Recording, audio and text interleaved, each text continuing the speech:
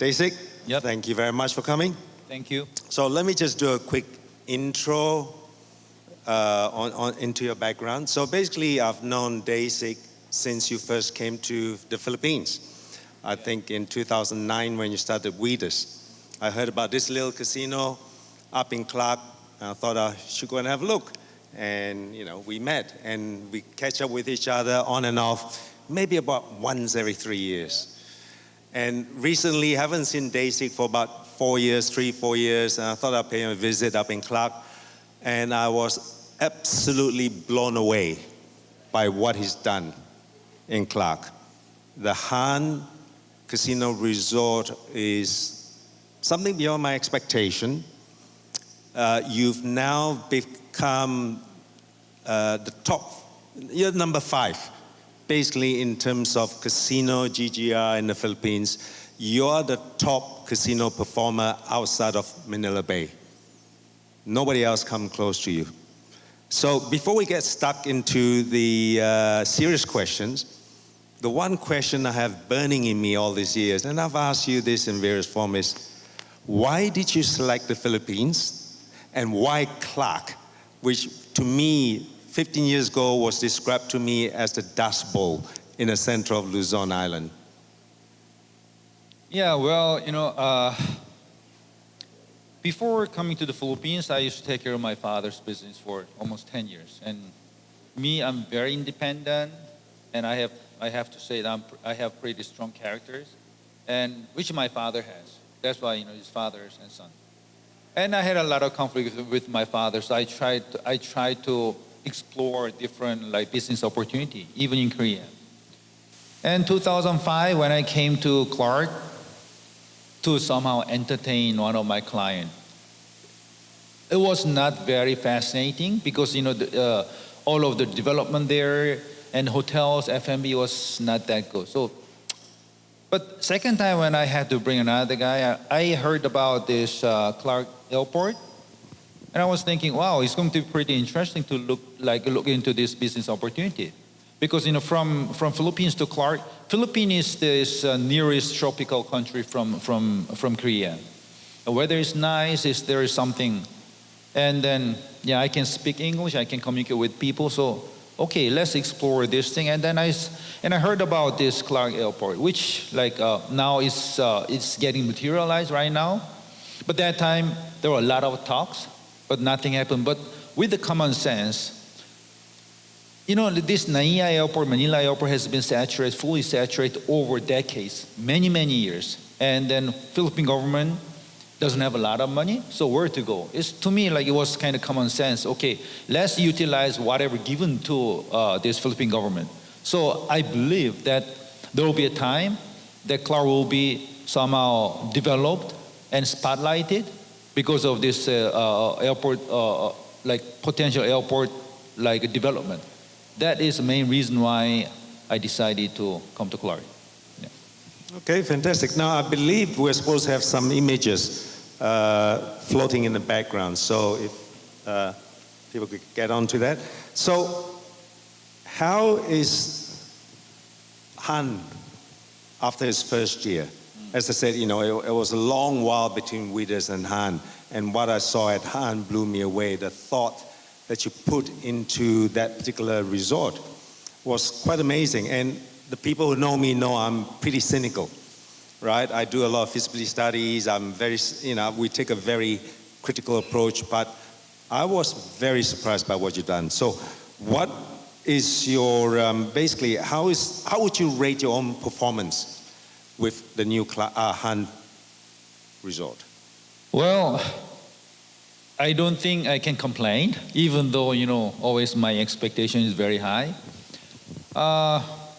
We are doing almost something more higher by around 250% comparing to that of last year, and higher by 120% to year 2019. So I have to admit that is a kind of big achievement. And as everybody kind of suffered from this COVID, it was kind of pretty difficult whether I had to continue this construction and development during COVID or I had to stop. And then when everything is over, then that's the time I'm going to resume this development. It was a pretty tough decision, but I made some kind of bold move. Whether it's stupid move or bold move, I don't know. But it shows that it was kind of a bold move, and I'm pretty happy. I have to admit again, I'm pretty happy to get very kind of positive feedback from the market, which is like more than I expected. So we're doing pretty okay. I mean, yeah, we're doing good. And even though there are a number of facilities, we are somehow adding more and more. But definitely against this pre-COVID, we're doing pretty good now. Well, absolutely. I mean, when my group and I was there for one night, we see people that we would not expect to come to Clark. And we are talking about the millennials. We're talking about people who go to fancy, trendy restaurant to have a great night out. They were sitting right there in your resort, in the Sky Bar, having a great time. It's something that I would not have anticipated seeing Clark 10 years ago, 15 years ago when I first visited Clark. Now, you're doing really well. You're probably doing around about 25% more than your nearest competitor, and probably about 80%, not 80%, 7 times better than the third performer in Clark, and there's nobody else that comes close. You're planning a Hann Reserve, which is 450 hectares? Right. 3 signature golf courses, 4 to 5 branded hotels. Can you tell us a little bit more about the Hann Reserve? Yeah, Hann Reserve, I try to come up with this concept of Hann Reserve like right after I opened a Marriott hotel, which is like year 2018. And again, like to me, one of the most important things doing business is with the common sense. So when I saw this entire Philippines tourism industry, I kind of felt that, wherever I go, even though they're very, very poor countries, there are a few very nice luxury resorts near the capital. But in the Philippines, I haven't found any. What you need to do, you have to fly out, and your journey to the airport is pretty hectic. And then sometimes, quite often inside the airport is pretty tight, pretty cramped, and then there will delay of this flight or something like this. So I was thinking, okay, what if I build nice luxury resort, which is very accessible from Metro Manila and very accessible from international market via this Clark Airport. That's how I started. And of course, in the beginning, when I talked about this with the feasibility team, everybody saying, excuse me, no, I don't think that's feasible. But then, I pushed through with this idea, and then I came up with this, I laid down all of my plan with architect, and then that's the time I started talking with the different brands. And that's one thing. And the other one is previous panel, we talked about different, what is the way to move with this IR. And we were talking about different, facilities like MICE and F&B and all this stuff. To me, Clark itself is, Clark is kind of known with the golfers' destination. And then when I observe these people, let's say turnover, there's MICE market, there are 100 people coming, and then what is going to be the ratio that they will be sitting in front of a gaming table or sitting in front of slot machines? I see it's kind of more or less 10% or give and take. But in case of golfers, it's much higher. Because what golfers will do, not in US, but in most of Asian countries, especially Koreans, the first teeing ground, what we say, okay, what's the bet today? So the golfers, they bet on the golf courses, and after that, they come to casino and then they play. This is nature of this clientele. So I was thinking, what if I somehow control this golf and then use that as a somehow attraction to invite people? Another thing is always I try to come up with how to differentiate my project with others. And what if, I was thinking, what if 30-40% of VIPs, they are golfers? Then there's no proper IR with very nice golf resort, very nice F&B, luxury this, all of entertainment stuff in Asia or even in all over the world. So if I can come up with something very, very nice and or world class, then those 30% of these high rollers, regardless of nationalities, they'll come to my IR. So that's the reason why I somehow formed this idea of these three world-class golf courses with the different hotels. And the first one is like Nicklaus Golf Course, and second one KJ Choi, and the third one Nick Faldo. And I'm planning to have LPGA, either LPGA or KLPA tournament. And I'm kind of pretty excited to see, all of this entire resort will be aired out all over the world with this fabulous international tournament. And even though I don't talk about gaming, but everybody will know, and then I'm pretty certain that is going to be very, very big marketing exposure. So the golf primarily is there to drive recognition. Gaming, would you still view gaming as your underpinning revenue driver?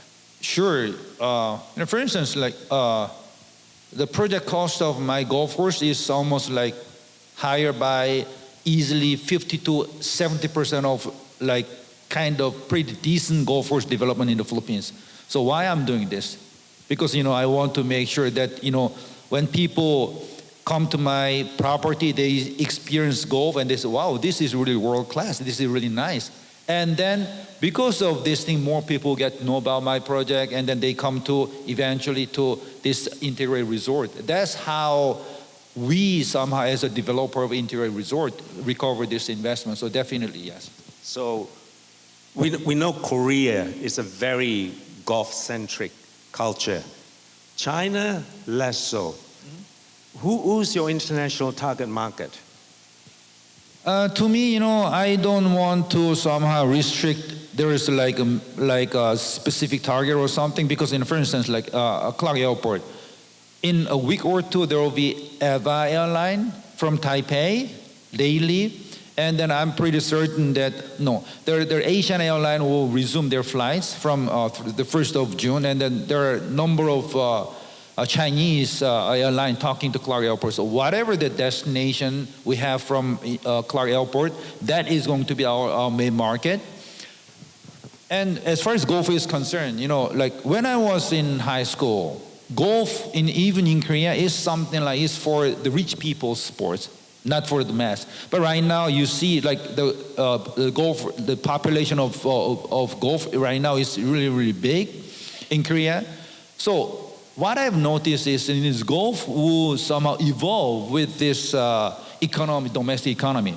So what I see is in China, even though the Chinese government, they're coming on with common prosperity, but we're talking about huge population.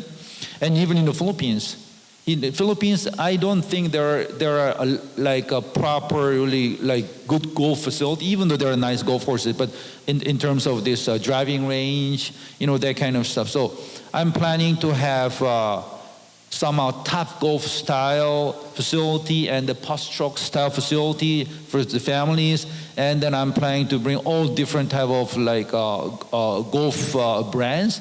So somehow this is a way to educate people and make them learn about this golf, and then they come to my property for several reasons, one of which is golf, and that's what I see. So I strongly believe that this population of the golfers in China and in the Philippines over years, I am pretty certain it will grow. Okay, well let's switch from golf to the other components of your Hann Reserve. You've got 4 or 5 different hotel brands. I think Banyan Tree is going to be one of them, and I think there was the Collection as well. And I believe that you are also talking to some of the, what do you call them, the brands, the big retail brands. Perhaps you can tell me more about how they're going to mesh in with your new resort positioning. Okay, in case of hotel brands, in the beginning I was not that rich. I didn't have a lot of money to spend on my branding in the beginning. That's why, I had to come up with something different. Okay, what is the right way of doing this? So I have decided to invite different brands. Eventually these brands will be under Han brand umbrella. So what I have right now, I have Marriott, I have Swiss Hotel, And as you mentioned, Banyan Tree, that is under construction right now. And then I'll have Angsana, luxury collection, one of the top tier luxury brand from Marriott. And then Sofitel, and we're about to sign a few luxury brands more.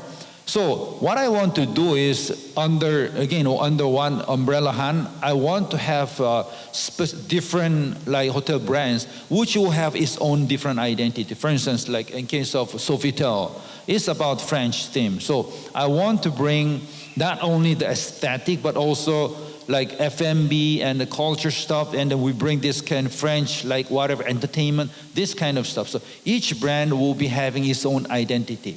So meaning to say, you come to Han, it's up to you. You have different, like if you want to enjoy whatever, something nature and relaxed, okay, then you go to this brand. And you want to have a little bit more excitement, then okay, you go to different brand. Something like that. That's what I'm doing. And again, after I opened this Han Casino, I've been talking to different luxury brands, and then they're very interested. Because what I want to do is not only selling these hardwares, like their product, but also, again, I plan to somehow how to jive those like culture stuff and then experience with this selling luxury brand. And they're very interested with this idea. So we are exploring different ideas, and we are somehow having contact with them and updating each other. So yeah, we're having pretty good feedback from them. Yeah. So basically, from what you've just said, you're going to create an end destination with different brands, different market positioning. Does it naturally follow that you would have more than just one casino inside? To me, I prefer having, of course, like I have Han Casino in Clark, and they were talking about Hann Reserve. So I prefer having one somehow reasonable scale of casino inside Hann Reserve, which will be surrounded by different like F&B or different entertainment instead of having multiple of them. I mean, yeah, obviously in terms of operational efficiency, it's always good to have one for economies of scale, but I'm thinking in terms of the various markets that you want to target. As we know in Macau, and we've heard the previous panel, and we've got the same situation in Korea. Korea used to be a Japan and Taiwan-centric market until China came in, and the Chinese crowded out the Japanese and the Taiwanese. And it's because of COVID, when the Chinese haven't been going, that the Taiwanese and the Japanese have started coming back. Same in Macau. When the Chinese floodgates opened, they crowded out everybody else. So I think there's an analogy there that it's very difficult to try and target different international market segments, and then at the same time, you've got a huge domestic base here. So would it not logically follow that despite having one economy, you may want to theme this area, certain parts of the casino separately to try and target different segments of the market? To me, it's going to be very tricky and kind of risky because, let's say, if I target a specific, for instance, Chinese market, and my theme of casino is going to be very Chinese-centric, then what happens, like if there is a diplomatic conflict between China and the Philippines, it's going to be hit. So I'd rather go for somehow this human nature, like let's say, everybody loves this nature, right? Everybody loves this, like being pampered. So like before, when you talk about this different market segment, in case of Han Casino, I'm trying to have something like a 5-star facility, and then maybe a little bit more than 4 stars, something like this. But in case of Hann Reserve, I want to lift it up to, let's say, 5 to luxury level. So it's like somehow I think it's going to be pretty easier for you to like imagine like something like Wynn or Wynn Macau. That is a market that I want to have. Even in Clark right now, like everywhere there's competition, right? But I've been talking to my team. We have our own market. So the other markets let other compete, but we just try to keep our own market, which is somehow premium mass and then kind of luxury market. Yeah, that's what I'm planning to do. Okay, and what's the Hann Reserve project timeline right now? We started construction last November, so if everything goes okay, then I target to finish the first golf course in end of 2025 with a clubhouse. And then 2026, Banyan Tree and Angsana. And 2027, another Nick Faldo golf course. And then maybe 2028, maybe that's the time probably I'll be having casino and retail, different hotels or something like this. And you know, like Tokyo 450 hectares, that's huge. So there are like a number of things. And then this project is evolving. Always what I want to do is I want to keep my project flexible enough. So when there is different trends, society changes, then I should be able to capture this and then like incorporate that in my development. So there will be quite a lot of stuff, maybe like at least like 10 years from now on, there'll be a lot of activities.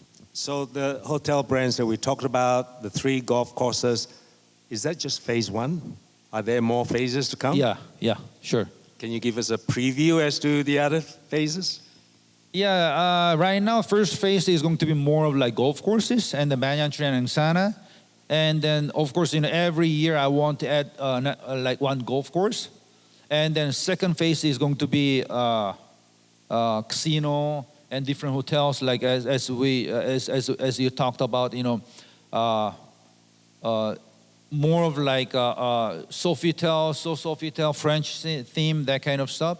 And then the third phase is going to be more of like residences. And then I plan to have international school as well. So we've been talking to number of prestigious British international school operators.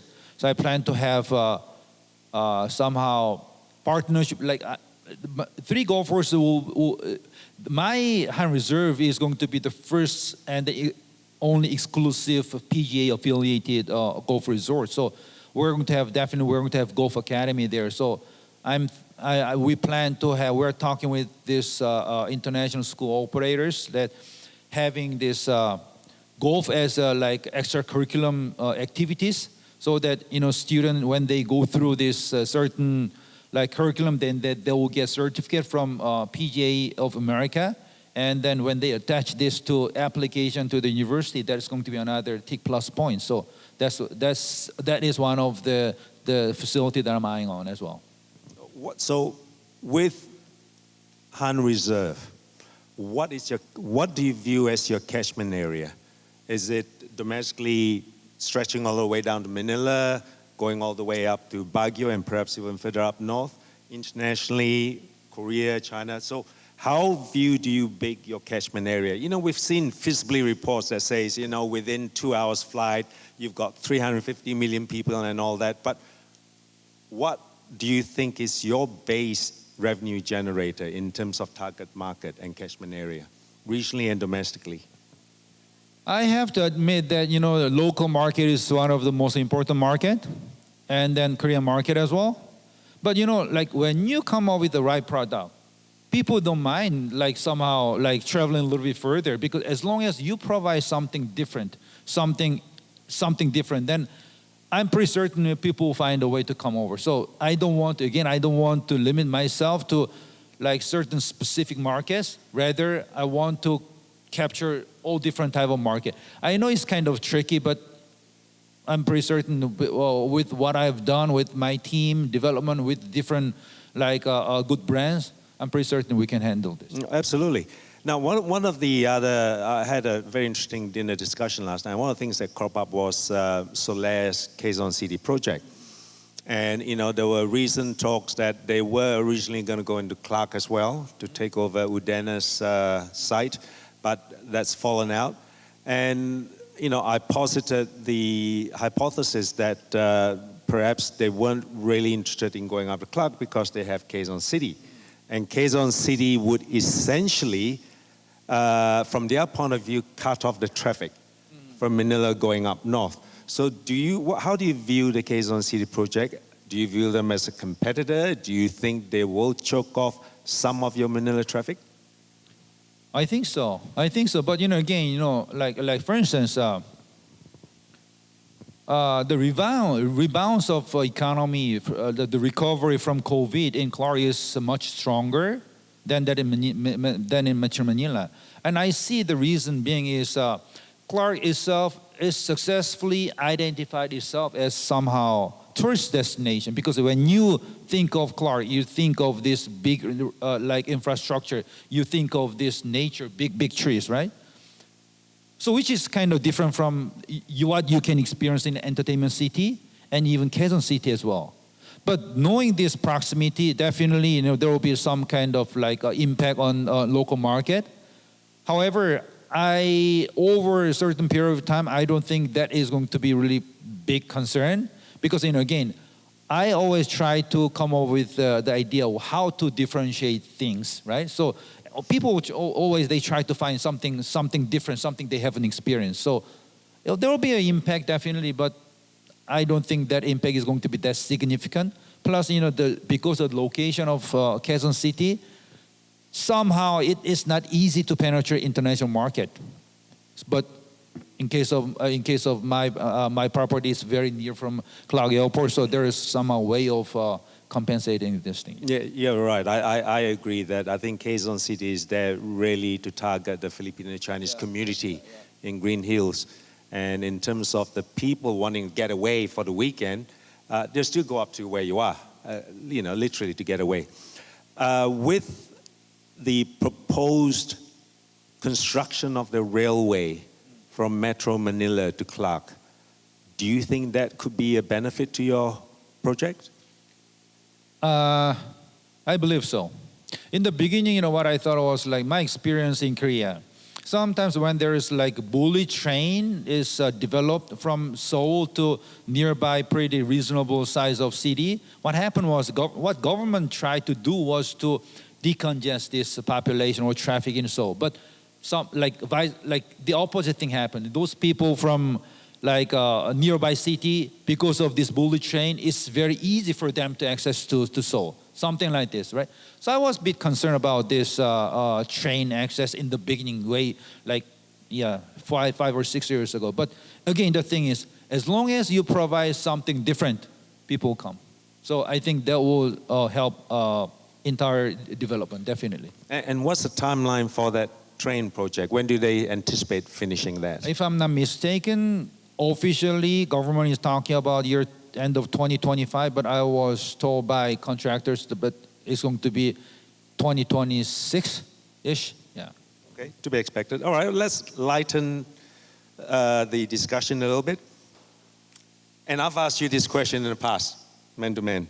What's your personal motivation? What's your secret of success? Now, I've heard that there's a Korean movie, right?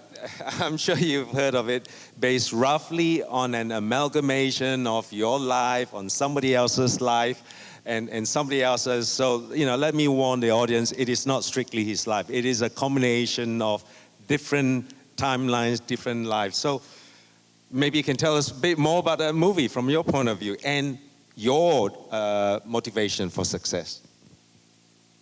Well,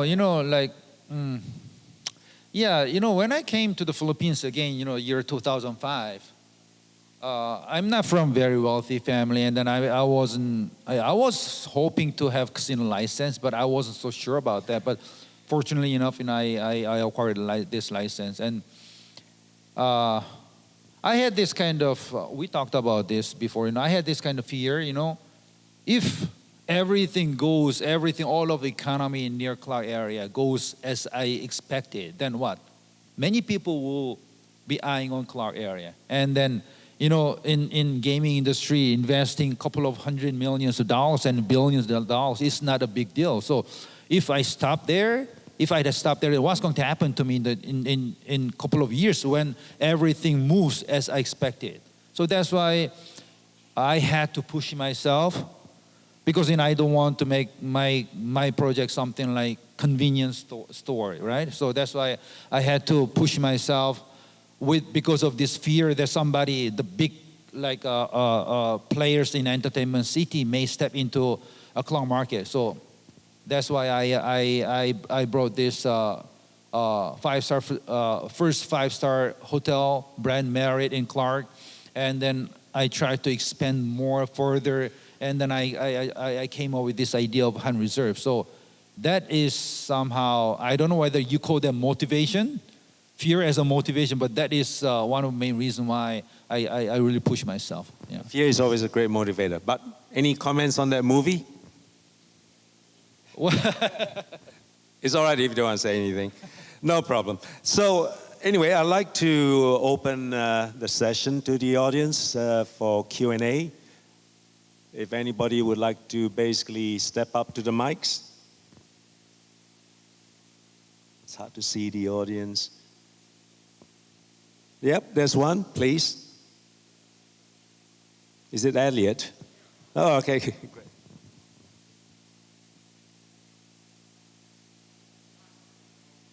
Can't hear you, Elliot. Please. Another microphone.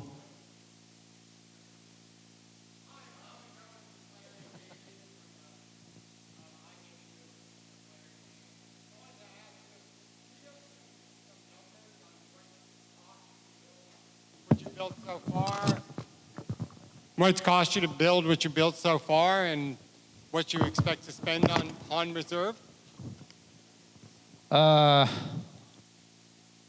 We are doing this. We just finished this master plan stage, but I need to do a little. I need to dig in a little bit more. But easily I should say the entire project cost is going to be something like $3 to $4 billion over, like let's say 8 years or 10 years. That's what I see. Elliot, any more questions? 3 to 4 billion, yeah. How much have you spent so far? So far, I have spent in Clark area something like more or less 600 million-ish.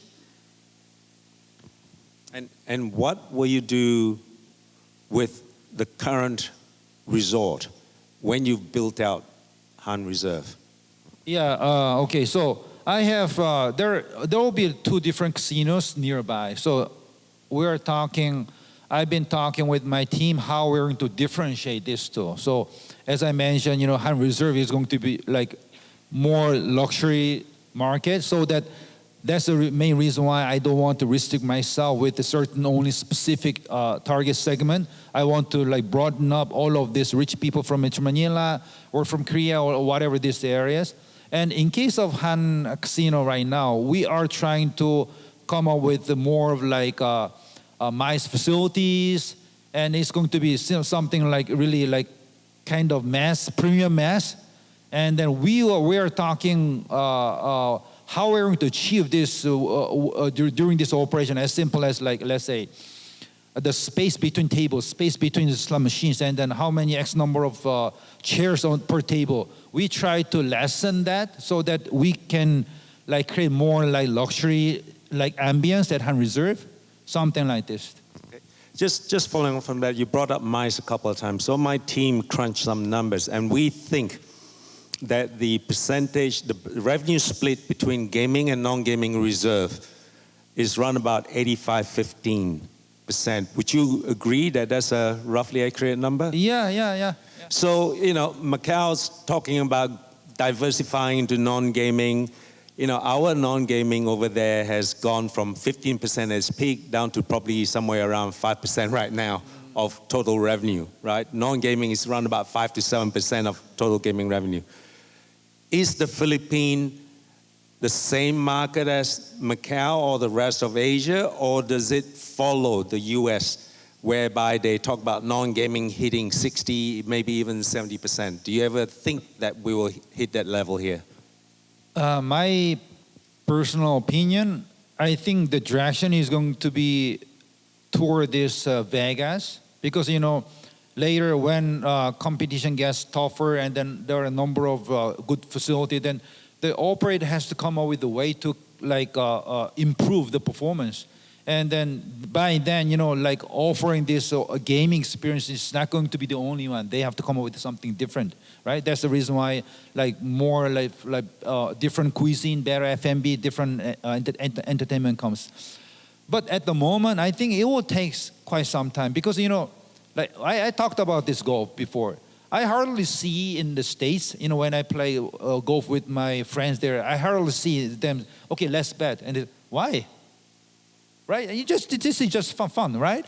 And then you are given, let's say, let's say a couple of $1,000 US as a Western, as an American, and then you go to Vegas, then, okay, you will just budget yourself, okay, I'm going to spend a certain amount of money here, F&B, and then shows, whatever. But Asians are a little different. We try to really hit casino, which is I don't think that's a really good idea though. But that's why this culturally speaking, the way Asians sees this gaming is quite different from Westerners. So that's why I think the gap it will get the gap is going to be lesser and lesser, but it definitely will take time. Oh, I absolutely agree with you. The Asian culture views gambling not as entertainment. Whereas with the Americans, $20 I lose is a great night out. I had to spend $80 on alcohol, another $100 on dinner. But with the Asian is, well, if I have $200, I'll spend $180 on gambling because that's not entertainment. That's an investment. Right. I aim to make a return on that $180. The $20 food, that's sustenance. That's to keep me going for 18 hours on the table. So thank you very much. Okay, thank you. Thank you very much.